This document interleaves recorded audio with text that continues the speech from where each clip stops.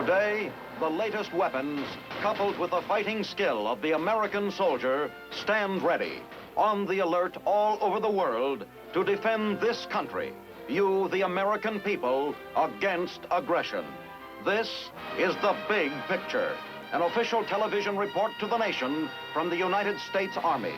Now, to show you part of the big picture, here is Sergeant Stuart Queen. I wonder how many Americans realize what startling new methods in medical and surgical treatment are being developed for servicemen and their families. Being developed by continuous research at special laboratories and test centers in the Army. The saving of lives through sensational new skills in the healing art is the subject of this section of The Big Picture. This is the military age of flame and fire. Liquid fire. Flash fire. Rocket fire. Jet fire. Fire and flame and burns. This is the age of burned wounds. Even in wartime, there was never so high a percentage of severe burn casualties as now in peace. Nor as high a percentage of recoveries from severe burn wounds. As the ratio of burns increased, the concern of the United States Army Medical Corps intensified. Out of the experience of Army medics and their imaginative research, there developed a group of Army experts in advanced, unique, and dramatically successful methods of burn treatment.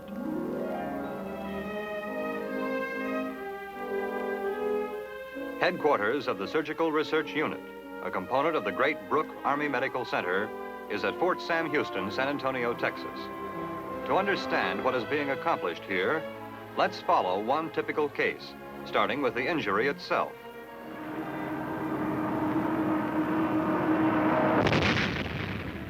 Lieutenant Jim Leeton smashed up in his Air Force jet plane. When they pulled him out, he was found to be suffering from 40% burns of feet, legs, arms, body, and face. Only a few years ago, burns of this nature and extent were almost always fatal.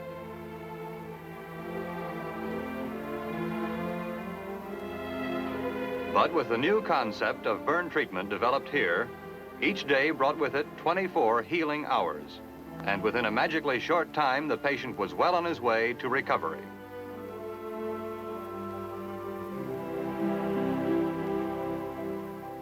And here we see him back at his home in Wilmette, Illinois, with his sister, walking the old familiar streets.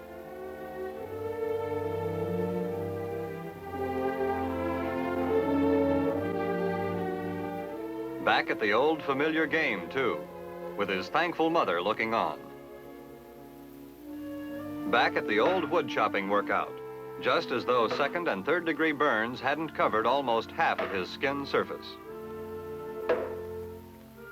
In his convalescence, there is little evidence left of his massive injury, a happy testimonial to the talent, patience, and daring of the Army's Surgical Research Unit, so that this man who stood at the gates of death can walk out through the gates of his home to life.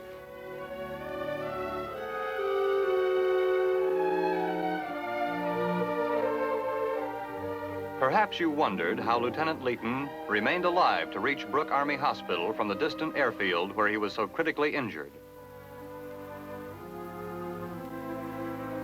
All such cases start with a phone call to the Chief of the Surgical Research Unit from the scene of the accident.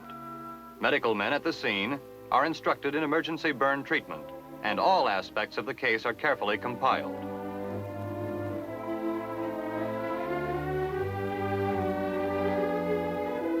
Not long after that, a Surgical Research Unit burn team takes off in a military Air Force transport plane from nearby Brooks Air Force Base. The 1734th Air Evacuation Squadron supports the burn team in the evacuation of burn patients. A heartwarming example of the integration of the services. Such mercy flights are constantly being flown to every corner of the nation to care for servicemen and their families in a time of helpless fear and pain.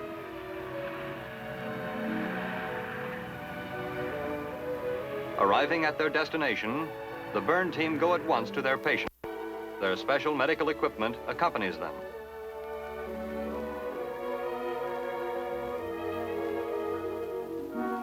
They see for themselves the extent of the serviceman's injury and prepare him for the flight back to Brooke Army Hospital. Every device known to or developed by the unit will be used to sustain him now and during the flight. Their experience with burn wound care enables them to start at once the type treatment best fitted to halt the effects of the injury.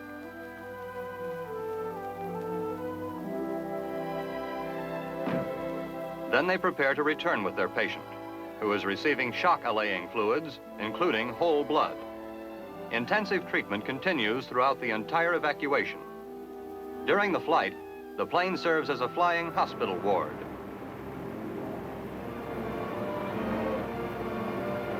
The burn team, 2 physicians, 2 nurses, and a corpsman give the patient the care at which each is an expert. This conception of a flying team of burn treatment specialists has prevented hours of suffering and saved many lives. On their return to Brooks Air Force Base, all is in readiness to receive the patient. Every consideration is given to the man suffering the first effects of a shocking injury.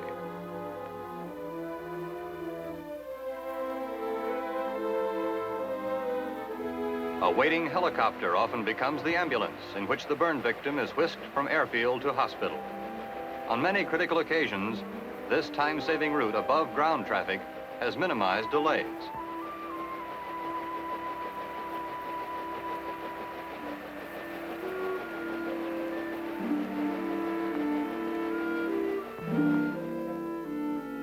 Hurried into the hospital, the patient at once comes under treatment.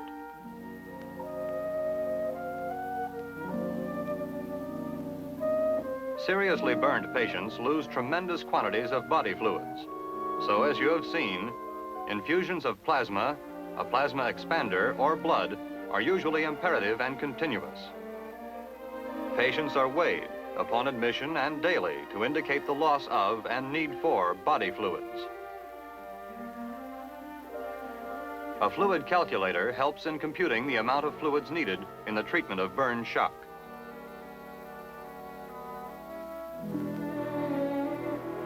It is simple, fast, and it permits immediate action.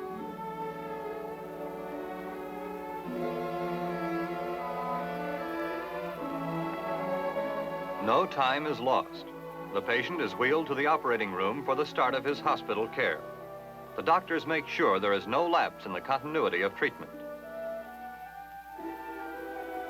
In the treatment of burns involving approximately half of the body, the patient who a few years ago was doomed now stands a good chance of recovery. Initial surgical procedures are performed in a separate operating room, staffed and equipped to meet all emergencies in burn treatment. Specialized equipment and trained personnel facilitate patient care and greatly shorten the time he must remain in the operating room. This patient's breathing passages have been burned, so a tracheotomy was performed to supply him with life-sustaining air.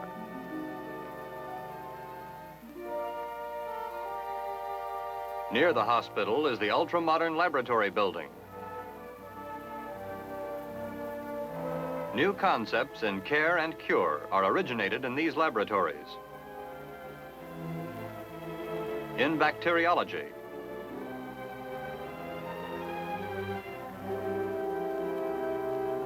the bacteria which normally colonize the burn wounds are isolated.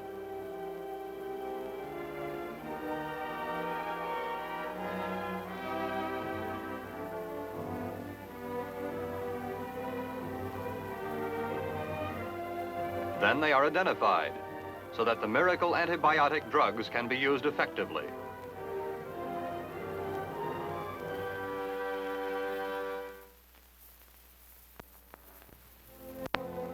In physiology,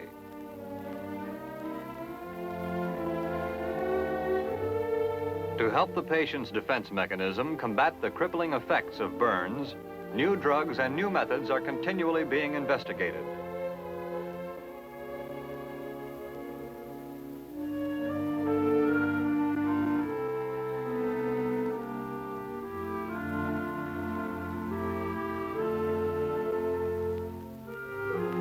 In biochemistry, a multitude of blood tests each day help correct blood deficiencies that follow burning.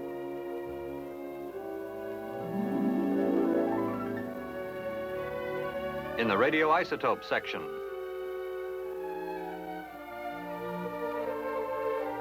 here the true nature of the body's response to severe burning is being brought into sharper focus.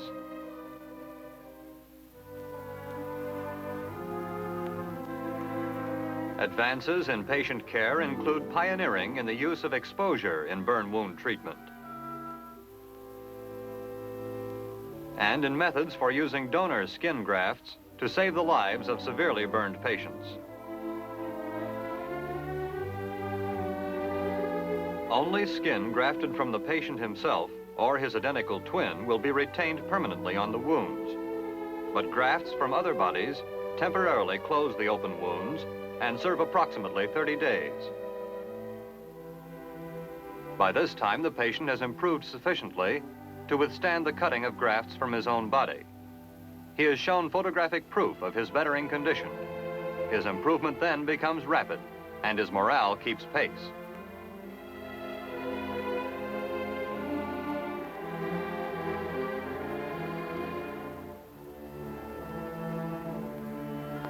Working with the Army doctors, a skilled dietitian prepares the special diets needed by burn patients.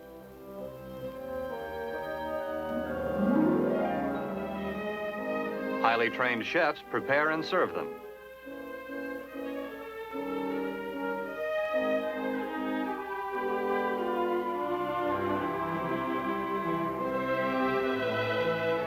In this case, a liquid meal is required, containing the food elements which will help most in healing the burn wounds and speeding the patient's recovery from the ravages of his injury.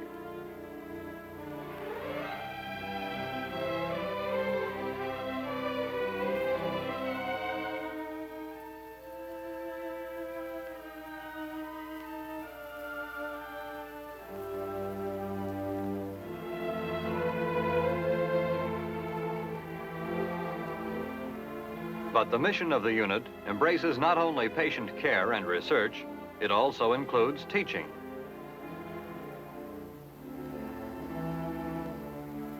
Classes consist of medical men from all the armed services.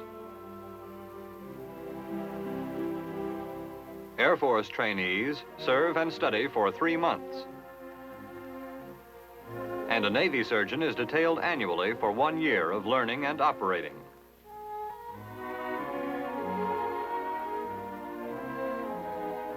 Care for the emotional life of the patient is part of his treatment and cure. His relatives and friends are welcomed, for their presence is medicine for his morale. No matter what his religion, the patient is encouraged to find in it the faith to sustain him through his convalescence.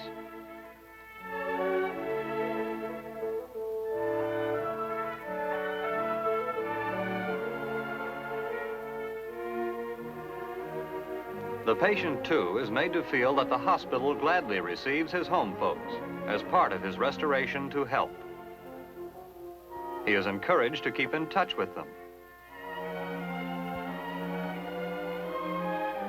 Recognizing that burns are the most devastating and frightening of injuries, the Protestant women of San Antonio have organized not only to comfort patients, but also those who come to visit them.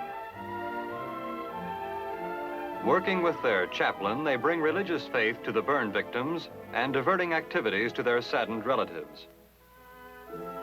San Antonio's historic shrine, the Alamo, interests and relaxes the visitors.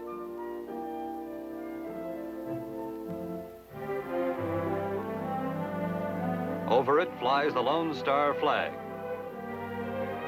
And at the entrance, the Alamo, 1718, mission, fortress, shrine, cradle of Texas liberty.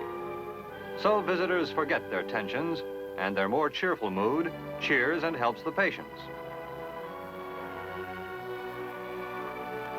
An example of burn treatment given servicemen's dependents is little Joyce West, here swathed in bandages under the bed covering and being comforted during her ordeal. She was cruelly burned in neck, body, and thighs. Here is Joyce today, on the left, cured and happy after her horrifying experience. Her injuries, a few years ago, would have meant certain death. If atomic warfare is ever visited upon our country with its inferno of searing flame, the experience gained in the Surgical Research Unit will contribute greatly to care of burn casualties and their rehabilitation. With its methods for rapid and effective burn therapy, lives will be saved, suffering will be minimized. At a time when they are most helpless and most hopeless, the Surgical Research Unit comes to comfort and heal the serviceman and his family. In Lincoln's words, to care for him who shall have borne the battle.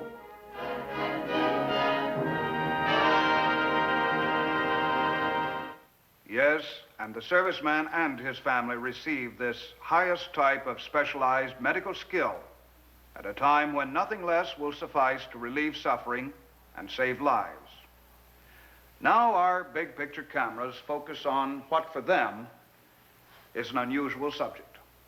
Another camera. The Army's new lightweight portable television camera. This camera is an example of just one more step forward in your Army's technological search for new equipment to do a better job in less time. At Fort Monmouth, combat television takes another big step into the future as men of the Signal Corps prepare to demonstrate the Army's new fully portable TV camera. The battery-powered transmitter weighs 47 pounds, the camera only 8. From each field camera, an image flashes to the monitor jeep where the desired picture can be selected for viewing.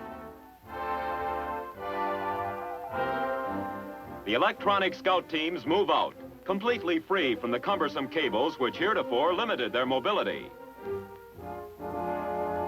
The teams are composed of 2 men, a cameraman and a rifleman who also carries a handy talkie radio for communication with the monitor jeep.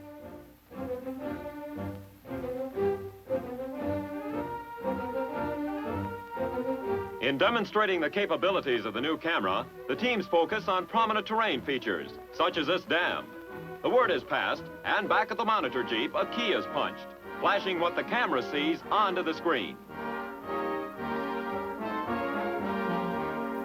Another button calls up the image of a traffic artery, which is being covered by a second camera team.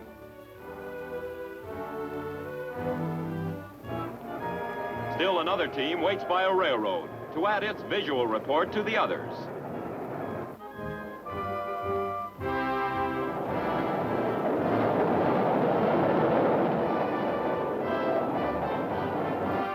From the jeep, the electronic roll call goes out and is answered by images from each camera team in its turn.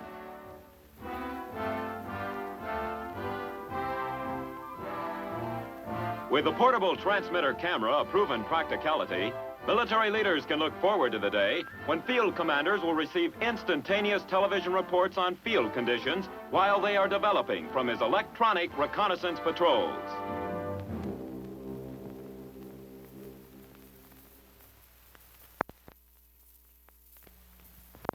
Now let's turn our big picture cameras to the peaceful little town, Garmisch-Partenkirchen. It is here that a young American Army couple have chosen to spend a few days' leave. Let's join them for their Alpine holiday. Nestled at the foot of these rugged peaks is a peaceful resort village called Garmisch-Partenkirchen, a favorite winter playground of Germany's Bavarian Alps, and a special favorite with service personnel based in Germany. People like Frank and Ann Miller, here for a few days' leave on an Alpine holiday. Yep, that's us all right. We sure never thought we'd be taking a vacation in the Alps on my pay. But with the special rates they give service people up here, the budget took it with no complaint at all. Our first look around the village streets told us we'd made the right choice. At the end of World War II, the 10th Armored Division had its headquarters in this area. But there's nothing about the gaily painted buildings of today to remind you that there ever was a war. These paintings are in an Alpine tradition. Even the bowling alley had a mural. We arrived just after a snowfall, and everything was muffled and quiet. The tourist booklet wasn't kidding when it said, picturesque and refreshing. Then came the Zugspitze, the highest mountain in Germany. Here's where we took our first ride in a cable car. At the top, we found another good deal for service people. Here you can rent a complete ski outfit for $1 a day. Of course, while the attendant smiles at your better half, he may hand you a hat made for 2 other guys. But it's all in the game.